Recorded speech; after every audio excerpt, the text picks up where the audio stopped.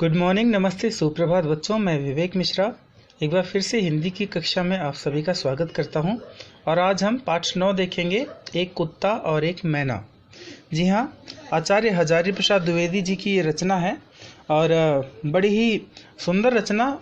उन्होंने जिनके विषय के ऊपर जो है ये ललित निबंध लिखा है वो भी बहुत बड़े महान हस्ती थे। और कौन नहीं जानता गुरुदेव रविंद्रनाथ टैगोर जी के बारे में। तो ये जो पाठ है, ये जो ललित निबंध है, वो गुरुदेव रविंद्रनाथ ठाकुर जी के जो है विषय में बताया गया है यहाँ पर। और इस ललित निबंध को लिखने वाले आचार्य हजारी प्रसाद द्विवेदी जी हैं। आइए बात करते हैं। यहाँ पर हम देखेंगे पाठ का शीर्षक है एक कुत्ता और एक मैना। यहाँ पर लिखा हुआ है बातों बातों में शम थे। तो अभी जैसा कि मैंने आपको बताया, शांति निकेतन जो है वो गुरुदेव रविंद्रनाथ टैगोर जो है इसके संस्थापक थे। आगे है कि क्या कभी घर में या आसपास रहने वाले पशु पक्षी के व्यवहार का अध्ययन किया है। अब यहाँ पर ध्यान रखेंगे आप कि हमारे आसपास जो है तमाम तरह के जो है पशु पक्षी जो है रहते हैं। और कभी आपने ध्यान से देखा होगा पशु और पक्षियों को, तो आपको एक नया अनुभव हुआ होगा कि इनके भी मन मस्तिष्क में कुछ न कुछ चलता ही रहता है। तो इसीलिए जो है यहाँ पर आपके लिए ये प्रश्न रखा गया है कि क्या कभी घर में या आसपास रहने वाले पशु पक्षी के व्यवहार का अध्ययन किया है। आगे है कि मनुष्य और पशु पक्षियों का संबंध कैसा है। इस पाठ के शीर्षक से क्या पता चलता है। इस पाठ का शीर्षक क्या है, एक कुत्ता और एक मैना। तो जो भी यहाँ पर एक शीर्षक दिया गया है, एक कुत्ता और एक मैना, ये एक संबंध स्थापित करने के लिए दिखाया गया है यहाँ पर कि मनुष्य और पशु पक्षियों के बीच जो है जो संबंध है वो कैसे हैं। और इसके माध्यम से एक हमें सीख दी गई है कि जो है मनुष्य और जो है पशु पक्षियों के बीच कैसे संबंध होने चाहिए। ठीक है, तो आइए देखते हैं इस पाठ के बारे में क्या लिखा है। तो जैसा कि मैंने आपसे पहले भी बताया कि यह पाठ एक ललित निबंध है। लेखक ने गुरुदेव रविंद्रनाथ टैगोर के साथ बिताए समय को अत्यंत रोचक ढंग से प्रस्तुत किया है। ठीक है, कवि हृदय की अनुभूतियों को प्रभावशाली ढंग से प्रस्तुत करता है। कवि हृदय की अनुभूतियों को प्रभावशाली ढंग से प्रस्तुत किया गया है। इस ललित निबंध में एक जो कवि का हृदय होता है और उसकी जो अनुभूतियां हैं, उसके जो अनुभव हैं, उसे बड़े ही प्रभावशाली ढंग से प्रस्तुत करने का प्रयास किया गया है। आइए देखते हैं पाठ में क्या लिखा है। यहाँ पर लिखा है, आज से कई वर्ष पहले गुरुदेव के मन में आया। गुरुदेव कौन? रविंद्रनाथ टैगोर जी।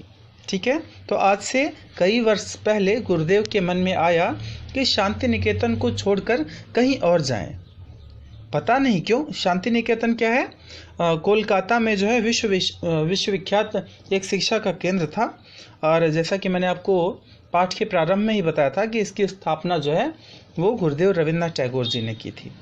ठीक है, तो यहाँ पर बताया गया है कि आज से कई वर्ष पहले गुरुदेव के मन में आया कि शांति निकेतन को छोड़कर कहीं और जाएं। पता नहीं क्यों वे श्री निकेतन के पुराने तीन मंजिल का मकान था, 3 मंजिले मकान के सबसे ऊपर के तल्ले में रहने लगे। उन दिनों ऊपर तक पहुंचने के लिए लोहे की चक्करदार सीढ़ियां थीं।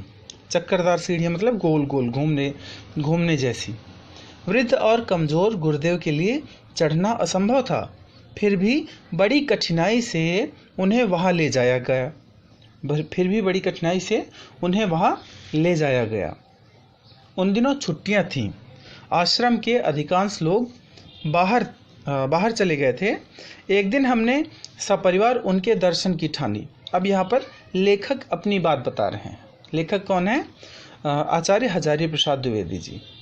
तो यहाँ पर वह बताते हैं कि एक दिन हमने सपरिवार, अपने पूरे परिवार के साथ उनके दर्शन की ठानी। दर्शन इसलिए क्योंकि गुरुदेव के पास जब भी मैं कभी जाता था, प्रायः अक्सर वे यह कहकर मुस्कुरा देते थे कि दर्शनार्थी हैं क्या। दर्शनार्थी का मतलब अगर किसी की दर्शन करने की इच्छा हो तो उसे दर्शनार्थी कहते हैं। तो गुरुदेव जो है प्रायः यह कहकर मुस्कुरा देते थे कि दर्शनार्थी हैं क्या, हाँ दर्शन करने आए हैं क्या। गुरुदेव यहाँ बड़े आनंद में थे, अकेले रहते थे, भीड़ भाड़ उतनी नहीं होती थी जितनी कि शांति निकेतन में। हम लोग ऊपर गए तो गुरुदेव एक कुर्सी पर चुपचाप बैठे अस्तगामी सूर्य की ओर देख रहे थे। अस्तगामी मतलब जहाँ पर सूरज जो है डूब रहा होता है, डूबने वाले सूरज की दिशा में, तो अस्तगामी सूर्य की ओर देख रहे थे। हम लोगों को देखकर मुस्कुराए, बच्चों से जरा छेड़छाड़ की, कुशल पूछी और फिर चुप हो गए। ठीक उसी समय उनका कुत्ता धीरे धीरे ऊपर आया, उनके पैरों के पास खड़े होकर पूंछ हिलाने लगा। गुरुदेव ने उसकी पीठ पर हाथ फेरा। वह आंखें मूंदकर अपने रोम रोम से उस स्नेह का अनुभव करने लगा, उस प्यार का अनुभव करने लगा। गुरुदेव ने हम लोगों की ओर देखकर कहा, देखा तुमने, ये आ गए। कैसे इन्हें मालूम हुआ कि मैं यही हूँ? आश्चर्य है। और देखो इनके चेहरे पर कैसी शांति दिखाई दे रही है। हम लोग उस कुत्ते के आनंद को देखने लगे। किसी ने इसे राह नहीं दिखाई थी, न उसे यह बताया गया था कि उसके स्नेहदाता, उसको प्यार करने वाले यहाँ से 2 मील दूर हैं, और फिर भी वह पहुँच गया। इसी कुत्ते को लक्ष्य करके उन्होंने आरोग्य में इस भाव की एक कविता लिखी थी। प्रतिदिन प्रातःकाल यह भक्त कुत्ता स्तब्ध होकर, चुप होकर, शांत होकर आसन के पास तब तक बैठा रहता है जब तक अपने हाथों के स्पर्श से मैं इसका संग स्वीकार नहीं करता। तो यहाँ पर बताया गया है कि जो है जानवरों में भी मनुष्य की तरह जो है एक प्रेम पाने की ललक होती है, एक स्नेह पाने की ललक होती है। तो यहाँ पर बताया गया है अब तक में कि आचार्य हजारी प्रसाद द्विवेदी जब गुरुदेव रविन्द्रनाथ टैगोर से जो है मिलने जाते हैं तो वहाँ पर उनका कुत्ता जो है वो 2 मील दूर से वहाँ पर आ जाता है, और गुरुदेव के उसके सर पर हाथ फेरने से ही जो है वो जो है आनंद में मग्न हो जाता है, उसे बहुत अच्छा लगता है। आइए देखते हैं अगले पृष्ठ की ओर। यहाँ पर दिया गया है कि मैं जब यह कविता पढ़ता हूँ तब मेरे सामने श्री निकेतन की वह घटना प्रत्यक्ष सी हो जाती है। प्रत्यक्ष का मतलब है जो सामने दिखाई दे। उस दिन मेरे लिए वह एक छोटी सी घटना थी, आज वह विश्व के लिए अनेक महिमाशाली घटनाओं की श्रेणी में जा बैठी है। महिमाशाली मतलब गौरवशाली, गौरवमय। इस प्रसंग में एक और आश्चर्यजनक बात का उल्लेख किया जा सकता है। उल्लेख मतलब चर्चा या विवरण। जब गुरुदेव की चिंता भस्म कोलकाता से क्षमा कीजिएगा, जब गुरुदेव की चिता भस्म कोलकाता से आश्रम में लाई गई। चिता भस्म होती है जो मृत व्यक्ति होता है, उसकी जो राख होती है, जलाने के बाद जो है जो अस्थि जो है शेष बचता है उसे चिता भस्म कहते हैं। तो गुरुदेव की चिता भस्म कोलकाता से आश्रम में लाई गई। तब उस समय न जाने किस सहज बोध के बल पर, सहज बोध मतलब अपने आप से, स्वाभाविक ज्ञान, सहज बोध के बल पर वह कुत्ता आश्रम के द्वार तक आया, कलश के पास जाकर चुपचाप बैठा रहा और आश्रम वासियों के साथ चुपचाप भस्म को अंतिम विदा देने भी गया। देखिए कितना समझदार कुत्ता था।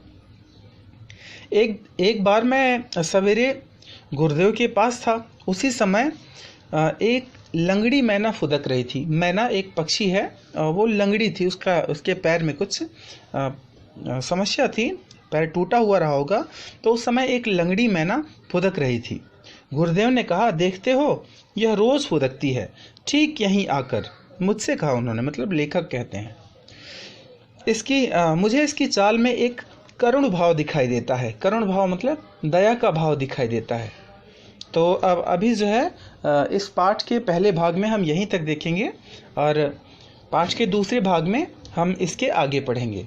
ठीक है, तो आशा करता हूँ कि अभी जो मैंने इस पाठ से संबंधित आपको बातें बताई हैं वो अच्छी तरह से समझ में आई होंगी।